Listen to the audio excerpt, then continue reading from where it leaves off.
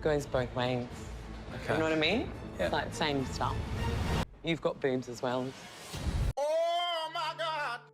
What happens when a light stewarding Earth mama is married to an emotional wet fart? Well, she stops stewarding light and starts stewarding him through his own psychological labyrinth. And labyrinth is the most appropriate word, as his psyche is made almost entirely of brick walls. Yes, it's time to talk about everyone's favourite tree hugger, Lucinda, and the meat and potatoes man they stuck her with. Lucinda and Timothy are a quintessential example of a one-sided relationship. He absolutely needs her. He needs her to help him work through his grief, he needs her to help him manage his emotions, and basically without her he'd just die a miserable old man, never having confronted his obvious emotional turmoil. So he needs her to be there for him, and, in turn, she gets to be there for him.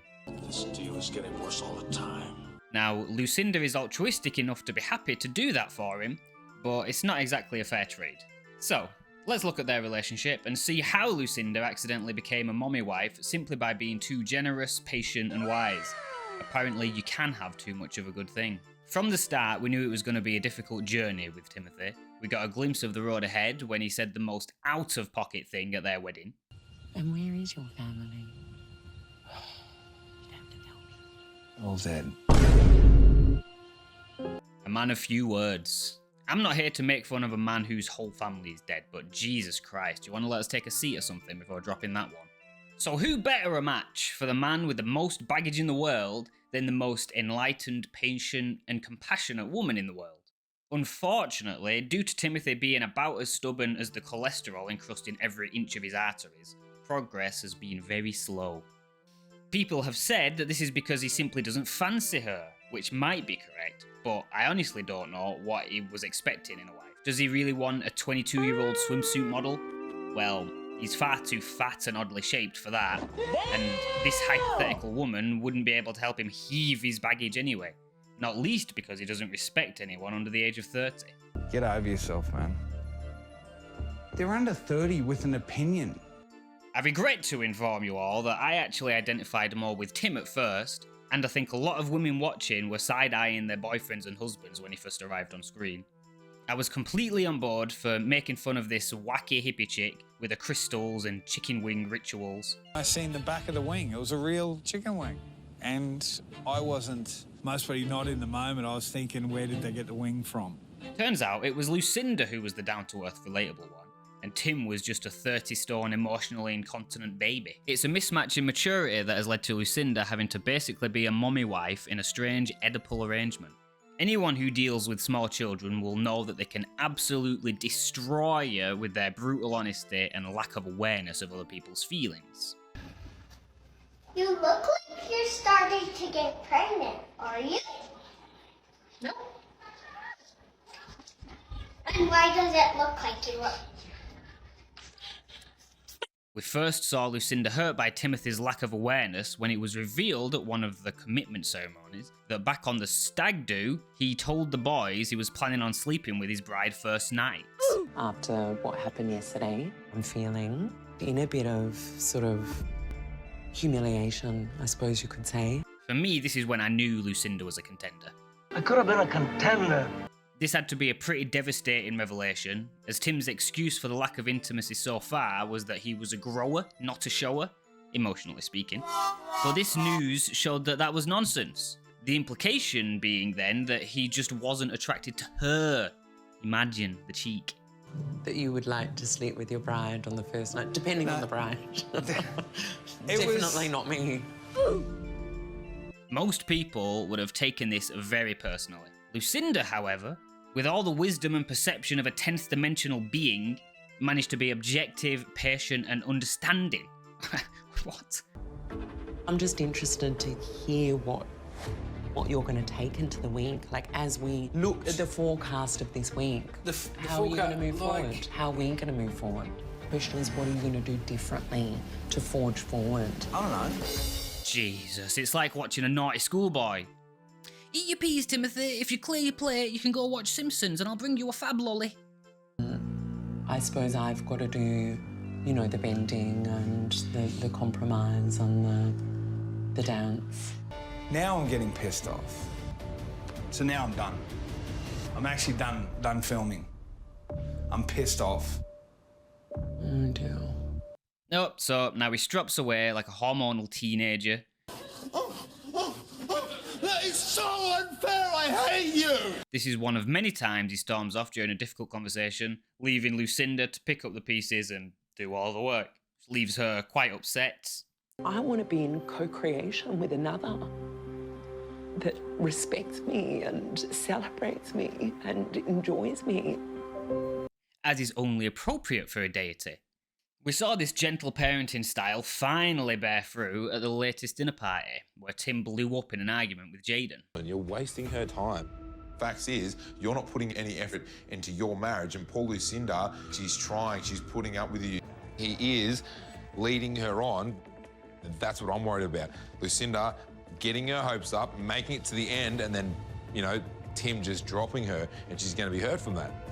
Jaden, Lucinda is as old as the mountains, an old soul, not constrained by this temporal veil like us mere mortals. It's nice that he's protective of Lucinda, but she's a big girl and doesn't need him to stick his oar in.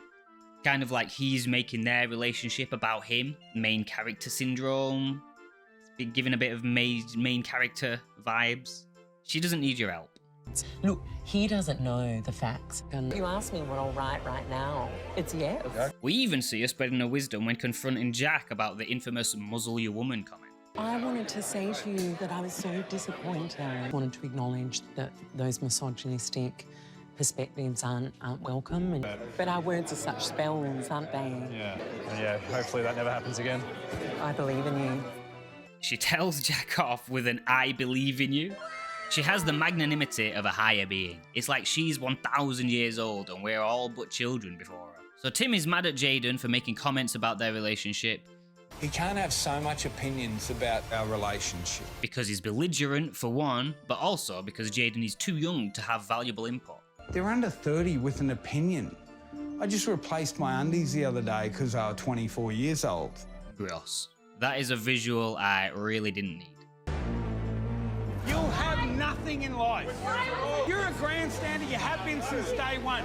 You're a grandstander. You've always been a grandstander since day one. Now, this is not Lucinda's vibe. She's a creator. I want to be in co-creation with another.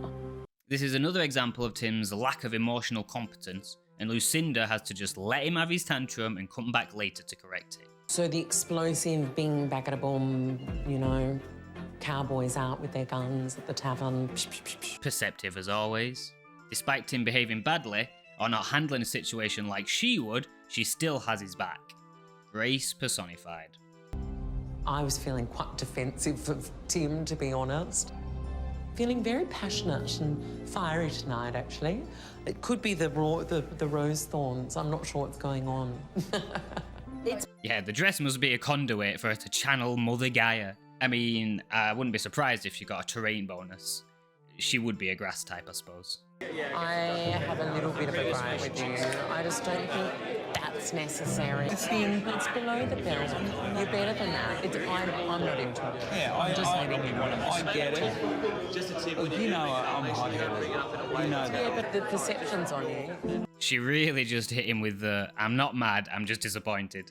Despite all that awareness and all that patience and grace in the world, the endless, unknowable form that is Lucinda's soul is still, after all, in a human vessel, at least at present.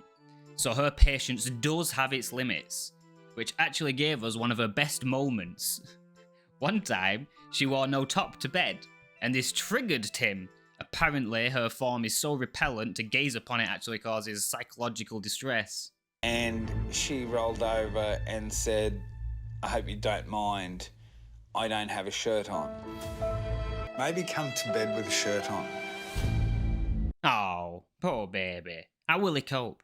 How can a man be expected to manage under these conditions? I can't believe she subjected him to boobies.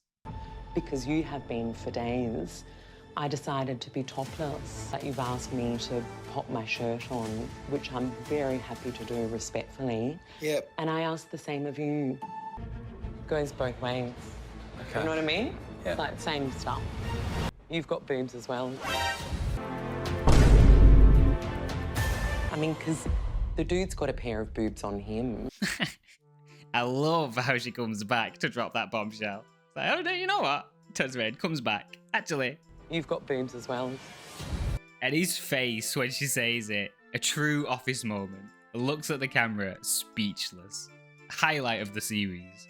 In conclusion, Lucinda and Timothy's situation reflects a lot of relationships. One-sided and non-reciprocal. And it shows us that one person simply can't save a relationship on their own. After all, if Lucinda couldn't do it, what chance do any of us have? All the patience and compassion in the world won't make a pig fly. Or, in Tim's case, won't make a pig cry. So this relationship is likely doomed. Timothy has too much baggage to unload before he can be in a relationship, namely grieving and dealing with his father issues. But the future looks bright for Lucinda. She's been in contact with podcast networks, voiceover agencies have wanted her for work, reading audiobooks. There's TV projects being discussed with the 9 network, and she's been asked to pen a book about spiritual development. Oh yes, everyone wants a piece of Lucinda, so hopefully we'll see more of her and her unique brand of wisdom in the future. Thanks for watching, everybody. You know the score. Leave a comment if you have any thoughts about Lucinda and Tim, or any thoughts about my take on their whole situation, and subscribe for more content like this.